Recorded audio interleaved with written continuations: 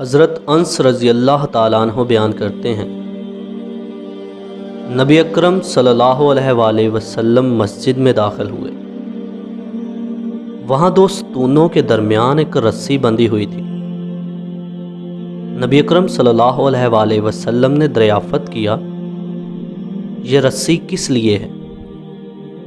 لوگوں نے بتایا، یہ سیدہ زینب رضی اللہ تعالیٰ عنہ کی رسی ہے۔ جب وہ تھک جاتی ہیں تو وہ اس کے ساتھ لٹک جاتی ہیں۔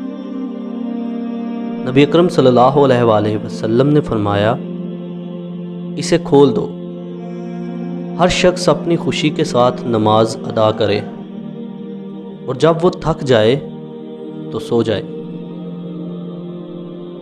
اللہ پاک مجھے آپ کو قرآن و حدیث پر عمل کرنے کی توفیق عطا فرمائے۔ اس ویڈیو کو ثواب کی نیت سے زیادہ شیئر کریں۔